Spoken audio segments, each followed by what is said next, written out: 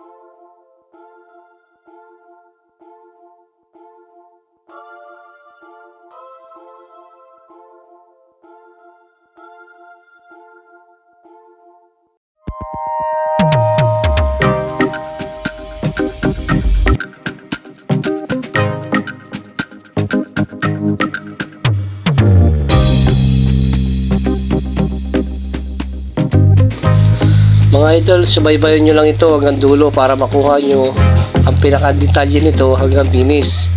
Kasi dito nyo lang makukuha kung paano gumawa ng stoneworks na nag-umpisa sa marble paint. And syempre, gagawa rin tayo ng mga 3D para lumutan yung mga ginagawang mga design. So mga idol, huwag nyo sanang i-skip para makuha nyo ang buong detalye nito.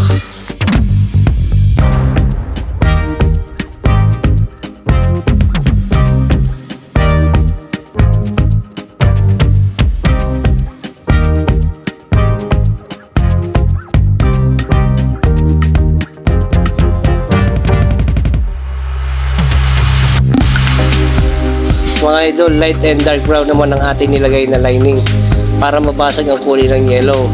So yun ang magsisilbing background ng pinakang yellow niya. So para maghalo-halo sila, yun ang magiging design na lalabas sa ating marble effect.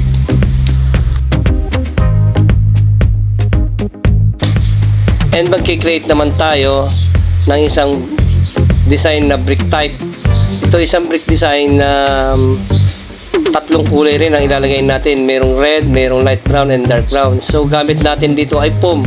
I-sponging lang natin to mga idol para maging design ng isang brick type ito na medyo makatotohanan din ang dating. So ito ay gagawin din natin 3D. Nakalutang siya.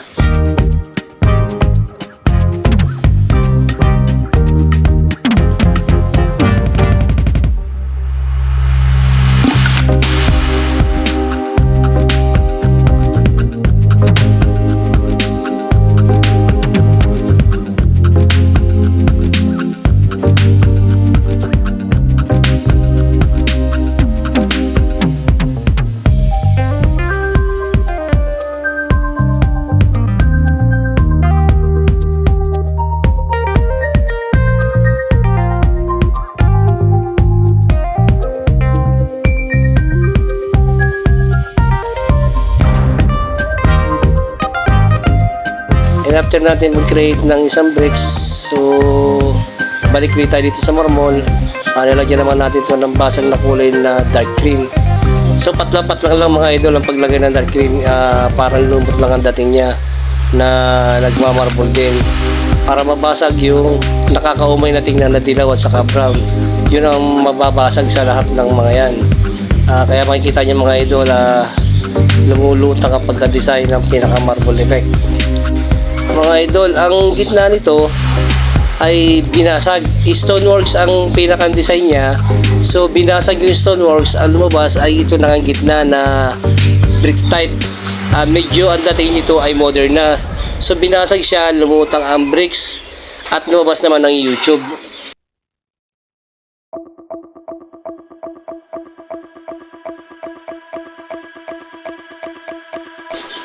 Ang gamit ko naman dito is black latex. So yun ang magdi-design para makagawa tayo ng stoneworks. Ito ay isang stoneworks na datig-datig, mayroong malapad, mayroong mga binasag na stoneworks kasi nag-umpisa nga sa gitna ay may basag na. Kaya hinahati-hati naman natin itong stoneworks na nakadetalye rin kung paano gumawa nito. At maging 3D rin ang dating nito dahil lalagyan natin ito ng highlights na white.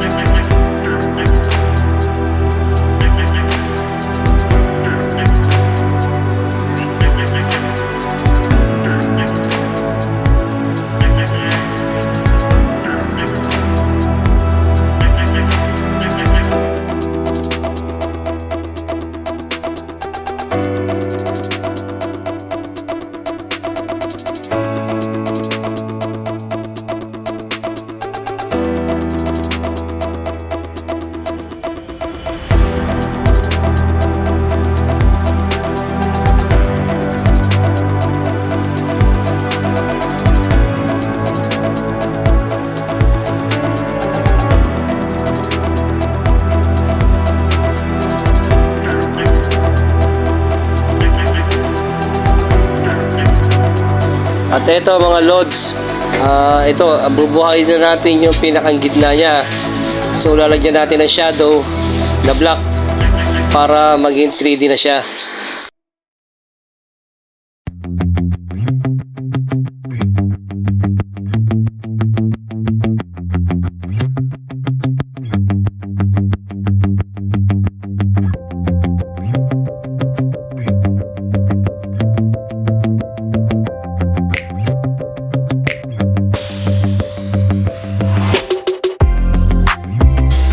Nag-paint naman tayo para sa application ng YouTube. So dapat ay nakadetalye rin ang paggawa nito para mapalutang natin ang YouTube na ito para buhay na buhay ang dating.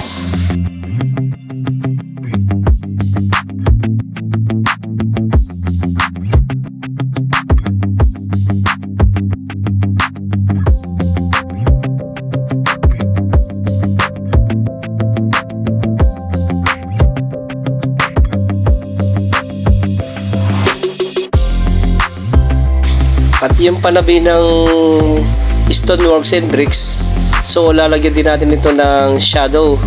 Kailangan magkameron din ng shadow line ito para lumutang at lumabas na ito yung binasag na stoneworks. Kaya kung mapapagmasdan natin ay medyo realistic ang dating ng ating stoneworks and bricks. So yung pinakang YouTube na logo ay nakalutang na rin. Kaya nilalagyan din na ito ng mga crack ang mga panabi, mga crack hairline para ang dating niya is nabasag talaga yung pinakang gitna niya. Kaya yun mga lodi ang mga pamamaraan na ginawa ko dyan. Sana ay yung natutunan nito at nakakuha ka ng isang ideya na medyo malapit sa mga ginagawa mo. Mga idol, maraming salamat sa panonood nyo sa content ko and sana ay huwag kayong magsawa sa sumubaybay at mag-update sa mga video ko pang darating. Maraming salamat sa inyo and God bless sa inyong lahat.